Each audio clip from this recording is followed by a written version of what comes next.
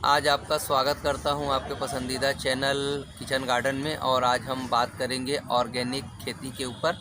Organic खेती में हम आज का जो टॉपिक है वो है अपने घर की छत पर हल्दी कैसे उगाएं। और यह हल्दी बहुत ही स्वादिष्ट और हेल्दी होती है, जो कि पूर्णतः ऑर्गेनिक होती है।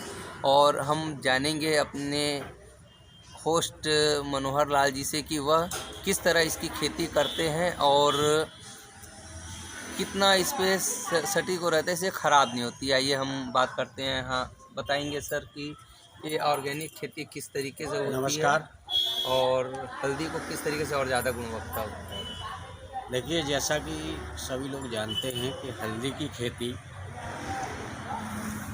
पारंपरिक रूप से लोग करते आ रहे हैं और हल्दी का उपयोग सभी जानते हैं कि मसाले के रूप में। और हल्दी एक बहुत ही गुणकारी पौधा है और मसालेदारी फसल में आता है। हल्दी की खेती प्राय लोग खेतों में करते हैं और खेतों में हल्दी की जाती है पैदावार। ये लगभग 11 महीने की फसल होती है।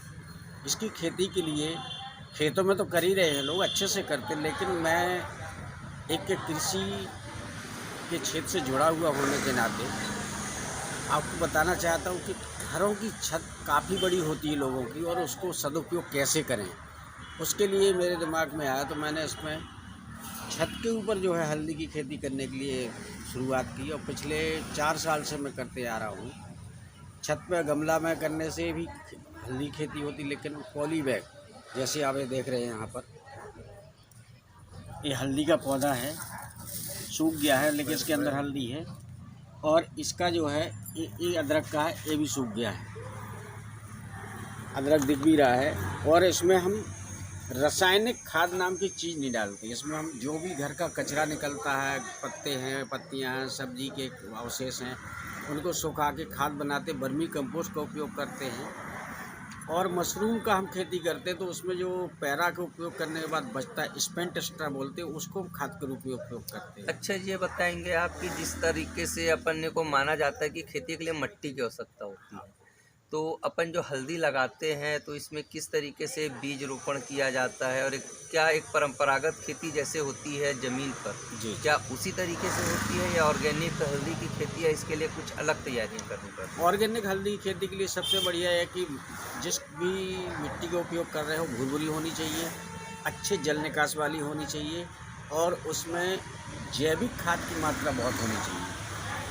अब रही बात खेती करने के तरीके का, जो मेरा अनुभव है, मैं 30 मई हर साल 30 मई को मैं हल्दी लगा देता हूँ, जबकि अच्छी गर्मी पड़ती है।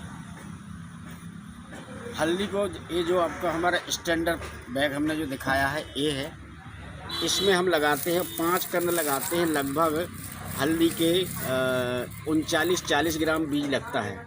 जैसे आप ये देख रहे हैं, ये हल्दी है, हल्दी के फिंगर हैं, ये फिंगर देख रहे हैं। तो इतनी देखिए, मैं आपको दिखा रहा हूँ कि ये मैंने लगाया था, और ये यहाँ से ऐसे लगाए थे, अंकुरित होकर फिर ये हल्दी बनी। तो पुराना पौधा मेरे अंगूठे से नीचे है और नया पौधा आपके सामने ये आ गया। ये ऐसा हो गया था, पत्ती ऐसी निकलती है, हल्दी की गांठ नीचे जाती है। हल्दी को लगाने के लिए, लगाने के बाद पानी देते रहते हैं, फिर ये 15-20 दिन बाद अंकुरित हो जाती है और बरसात भर ये बढ़ते रहती है। बढ़ने के बाद जब इसकी पत्तियां अच्छे से जो है बड़ी हो जाएं, तो हम इसमें एक जैविक घोल दवाई बनाते हैं जो एकदम ऑर्गेनिक हो, उसका स्प्रे देते हैं 3-4 बार। ये ऑर्गेनिक घोल लोग अपने घर में कैसे बना सकते हैं? क्या ये मार्केट में नहीं, मार्केट में मिलता है, ऑर्गेनिक है, मार्केट में मिलता है, घर में नहीं बना सकते उसको। और क्योंकि अमीनो बेस्ड रहता है, ऑर्गेनिक आता है, सोयाबीन प्रोडक्ट आता है वो। तो इसमें हल्दी अभी सूख गई है बरसात के बाद, लेकिन हल्दी बढ़ते रहती है। बरसात में हल्दी का पौधा क्या करता है, देखिए, ये पौधा है, ये हमने लोगों को देने के लिए हमारी नर्सरी भी छोटी सी बेचने के लिए रखे थे। ये हरा है, इसमें आपको बता दे रहा हूँ, ये देखिए, यहाँ अगर आपको समझ में आ रहा है कि यहाँ पर फूल रही है पन्नी, इसमें कंद बनने रहा। जब तक ये हरा तब तक ये कंद बढ़ता रहेगा। इसके अलावा अगर ये सूख गया तो हल्दी की विशेषता है, इसमें 2 प्रकार के कंद बनते हैं। एक को बोलते हैं असली कंद, दूसरे को बोलते हैं नकली कंद। अब आप बोलेंगे नकली कंद क्या है, तो मैं आपको दिखा देना चाहता हूँ। ये देखिए, और हम अभी आपको दिखा देते हैं, बहुत सारे हमारे पास कंद रखे हैं वहाँ पर। हम आपको ये देखिए, ये हल्दी का पौधा यहाँ था, इसने यहाँ से जड़ छोड़ी, ये नकली कंद है। तो बरसात में पत्ता जो भोजन बनाता है इसमें इकट्ठा होते रहता है, और जब पानी नहीं रहता और पौधा सूख जाता तो इस पौधे का भोजन इसमें जाता है।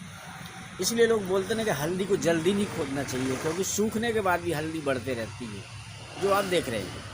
ये इसको बोलते हैं नकली कंद। इसी को आप अगर अप्रैल या मार्च में खुदाई करते तो ये नकली कंद नहीं मिलता, असली कंद मिलते हैं आपको, जैसा हम बता रहे हैं आपको।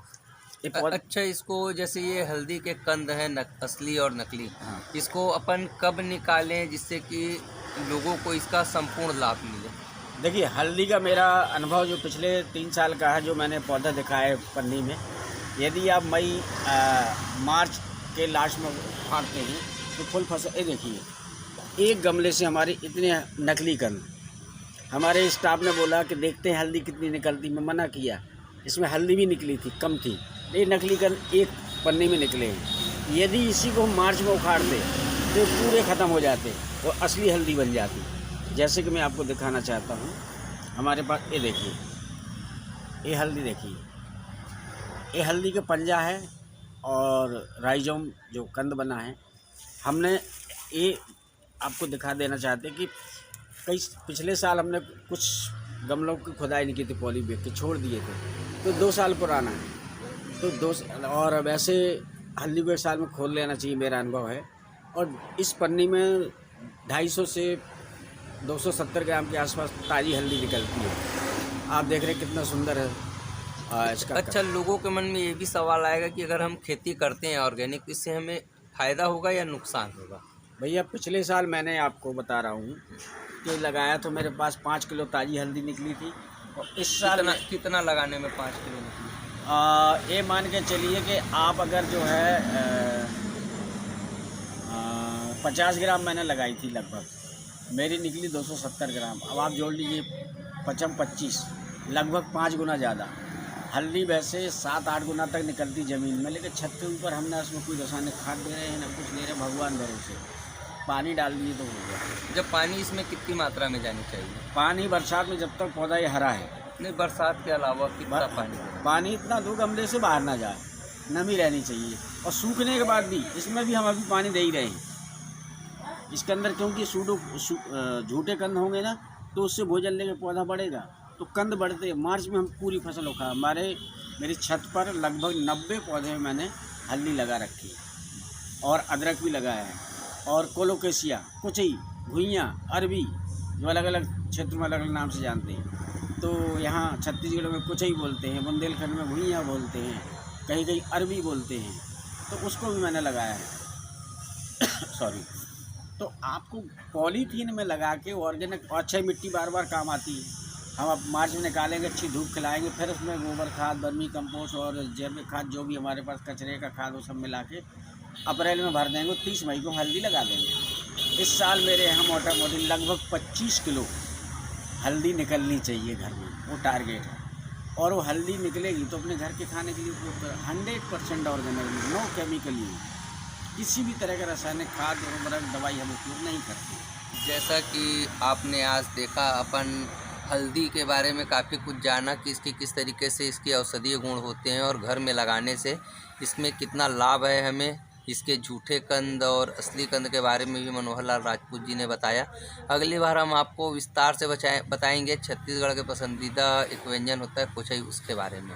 तो जारी रखने और आप कंटिन्यू इसको देखने के लिए हमारा अगला अंक ज़रूर देखें। तब तक के लिए विदा, नमस्कार।